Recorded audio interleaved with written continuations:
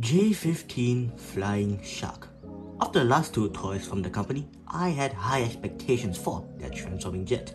When he arrived, he was delivered with a knockoff Unique Toys Perukill and a knockoff MP36 Megatron. Safe to say, I liked all three of them.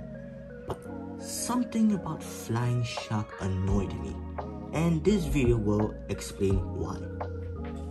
As you can tell, Bo Rotang went back to ancient Chinese warrior with spear design with this guy. This time with more shiny bits. With the cockpit as the center of his chest, you can't help but imagine that there was some design inspiration from the Seekers. While the design is nice, the amount of wings on his leg is quite jarring. Eyes for the head are visors, probably due to their last release having terribly painted eyes, on my copy at least. I guess the wing-like bits on his head fit with the whole aviation outboard. He also comes with blast effects that double as the spearhead. Quite interesting actually. Of course, since it is transparent, you can pretend that it works like a lightsaber. The arm-mounted missiles remind me of Prime Starscream, interestingly enough. And larger back-mounted missiles also give him what feel like mandatory poking out back cable that also interfere with folding these wings. Articulation-wise, a ball-jointed head allows for a 360 movement that could also poke you because of these bits right over here with up, down, side to side movement. Arms rotate this much, goes out this much. These things like to come off very easily. A elbow swivel and a 90-degree elbow bend that also goes the other way due to transformation. And now here is the first annoying bit. When you try and move the legs out, you can't. You know why? Because this flap prevents the movement, meaning that you first need to bend the leg, move this flap up, and then move the leg out. But due to the design of the leg, this bit causes the flap to poke out, meaning this is ridiculous. However, the 90-degree knee bend helps mitigate this. And also, blessing, when you move the leg back, this flap isn't intrusive. But now all the wings make him look ridiculous. Like, God. A side swivel, ball-jointed feet that allows for limited ankle pivot, but due to transformation, a lot of feet movement that's a bit too much if we're being honest. And move this flap out so that you can get the legs to spread out. And it's actually quite nice. This guy has the same possibility as his land-based cousins with somehow even more annoying articulation. And of course, it doesn't end there. It's time for the next annoyance. Other than these things which are extremely weak. Like, why are these tabs so weak? Moving on.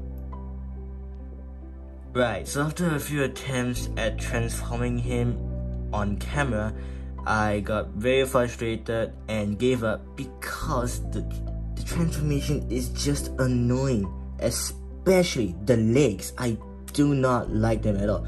The way they have to do all these things and the way that these tabs need to line up correctly, it's just annoying, and it's not strong at all, which just makes it even more annoying. Off camera, it's fine, it's manageable, except for these legs here because they're die-cast metal, which is nice, adds a bit of weight to the thing, but it may or may not affect the tabs because I have a hard time tabbing these things. For some reason, they don't feel like tabbing in unless I really force them, and I don't want to force them, but I have to. How nice. That also gives the problem of trying to pull them out. That isn't fun.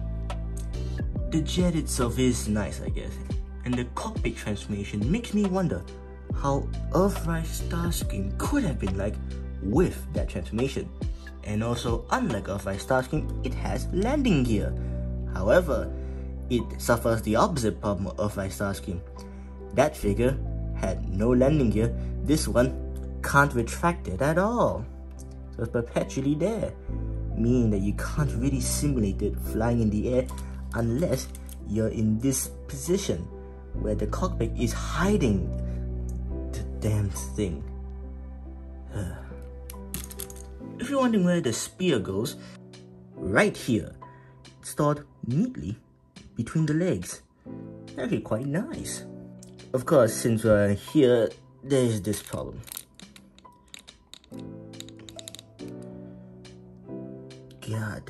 God, that is annoying. Since we're already on the back, you might as well talk about these blast effects, which, when you plug them into the jets, does make the jet mode look very dynamic, which is good, but when you put it in this position, the cockpit just throws everything out the window. Great.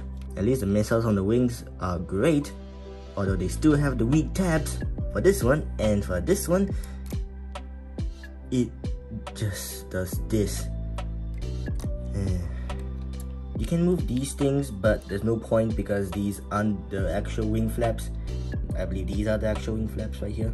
And due to the ball joint in the legs, you can move the thrusters, but why bother at this point in time? This guy is the worst of the three.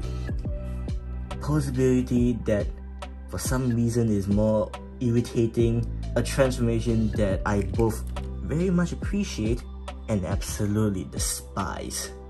And has the opposite problem of Earthrise Starscream. I keep bringing him up for the comparisons. He is still worth the price you pay, especially for the fact that he does come with die-cast metal, but I'm hesitant to recommend him together with the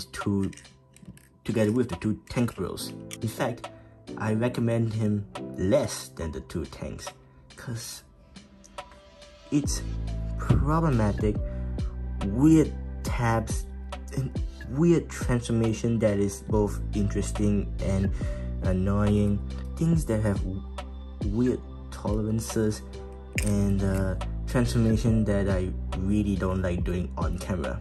That's a very personal thing. Well, this is going for way too long. It's gonna be a pain to edit, but thanks for watching. If you want to know how to transform this guy, just watch MGo's video on it. He probably did one already. Thanks for watching, and bye.